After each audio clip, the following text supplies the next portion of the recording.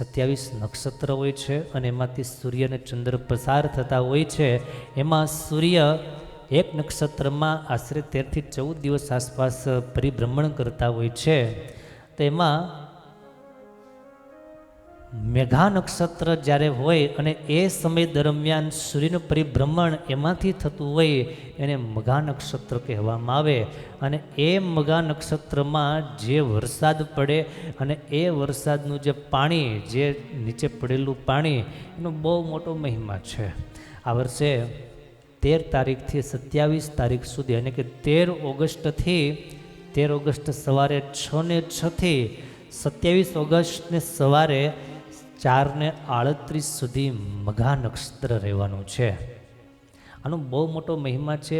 મઘા નક્ષત્રમાં જે પાણી જે જમીન ઉપર આવે, જે વરસાદ વરસે, એ પાણી આપણે સંગ્રહ કરી લઈએ. કેટલો મોટો લાભ છે, એમાં કેટલા બધા ગુણધર્મ રહેલા છે, કઈ રીતે રખાય વગેરે વગેરે બધી વાત આપણે આવા બાબતમાં સમજીએ. વરાહ મિહિરના બૃહદ સંહિતામાં આ વરસાદ સંબંધિત જે 27 નક્ષત્રો છે બધાની વાત આપવામાં આવી છે. એમાં એવું કહેવામાં આવ્યું છે કે આ સમયમાં વાદળો જે ગર્ભ ધારણ કરે છે અને વરસાદરૂપ જે પ્રસવ થાય છે એનો બહુ મોટો મહિમા છે.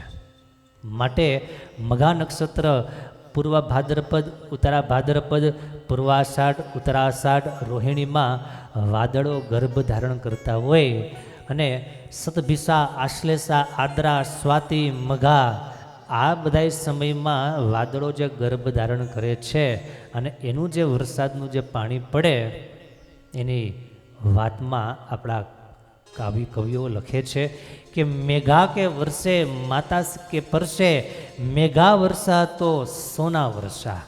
જેમ સોનાનો મહિમા હોય છે, જેમ માતાનો મહિમા હોય છે, એમ મઘા નક્ષત્રમાં વરસેલા પાણીનો મહિમા છે.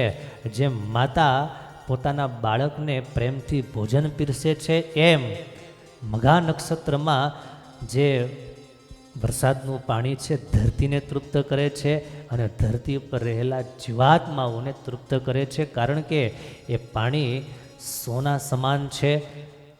દુનિયામાં સોનાનું મહત્ત્વ આપણે બધાએ વધારે સમજીએ છીએ, માટે એને ઉપમા આપવામાં આવી છે.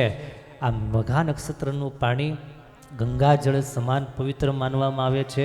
ભગવાનનો અભિષેક કરો, અભિષેકમાં આ મઘા નક્ષત્રનું પાણી બહુ શુભ માનવામાં આવ્યું છે. શ્રીયંત્ર પર અભિષેક કરીએ, ધાર્મિક વિધિ વિધાન કરીએ, ઘરમાં છંટકાવ કરીએ, તેમજ કાયમને માટે એનું રસપાન કરીએ તો એનો પણ બહુ મોટો મહિમા છે.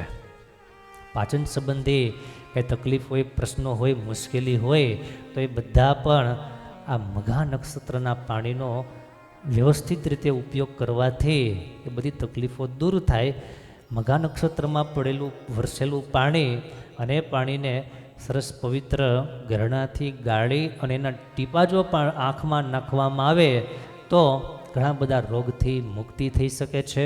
પેટના લગભગ બધી પ્રકારના દર્દ આ મઘાનું પાણી પીવાથી દૂર થાય છે. આયુર્વેદમાં એવું કહેવામાં આવ્યું છે કે તમે કોઈ પણ આયુર્વેદિક ઔષધિ લેતા હો અને એ ઔષધિ આ મઘાના પાણી સાથે લેવામાં આવે તો એમની જે શક્તિ છે એ ઓલરેડી 5 ગણી વધી જાય છે. જે ઔષધ લઈએ એ ઔષધ એટલું વધારે અસરકારક બની જાય છે. માટે આ મઘા નક્ષત્રના પાણીનો વિશેષ મહિમા છે.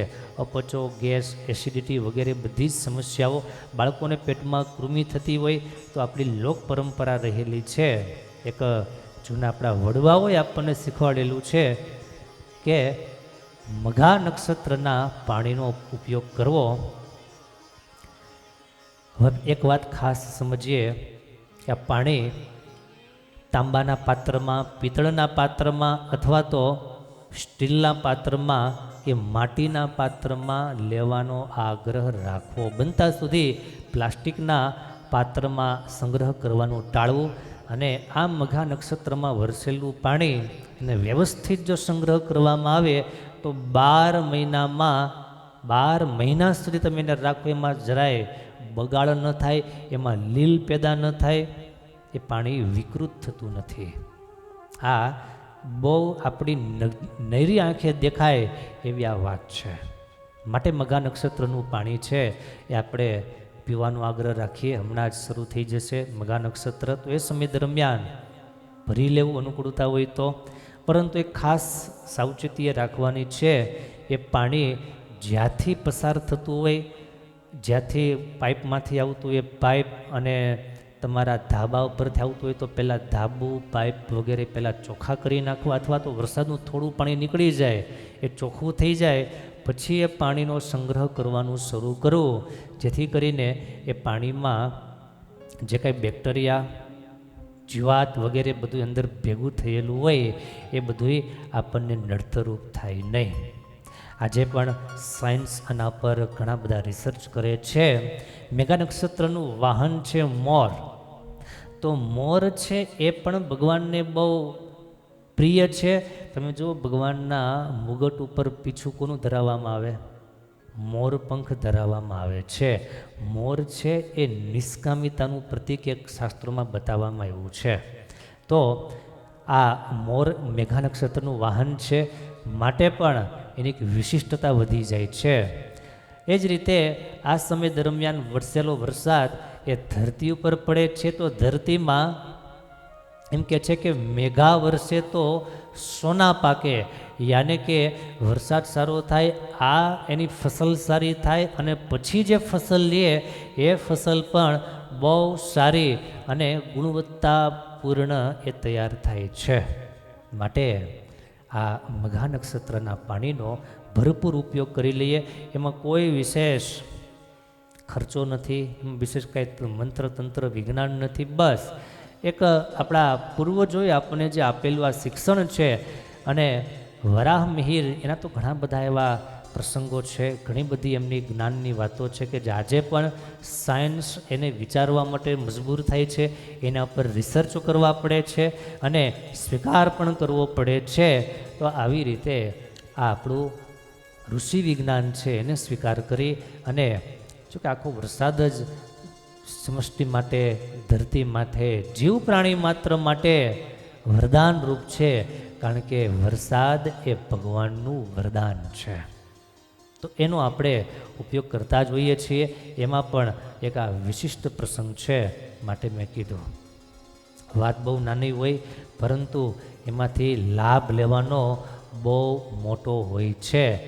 તો ડાયા માણસોએ શક્ય હોય ત્યાં સુધી લાભ લેવો. પછી માત્ર ને માત્ર આપણે વિજ્ઞાન ઉપર જો છોડીએ તો ઘણું બધું આપણે ગુમાવી બેસીએ. વિજ્ઞાનને જ્યારે સમજાય ત્યારે, વિજ્ઞાન જ્યારે એના પર સફળ પરીક્ષણ કરે ત્યારે, પણ આજે આપણે આનો થોડો વ્યવસ્થિત વિચાર કરી અમલમાં લઈ લઈએ તો શારીરિક, માનસિક અને આપણો ધાર્મિક ફાયદાઓ ઘણા બધા આ મઘાના પાણીથી આપણે લઈ શકીએ છીએ.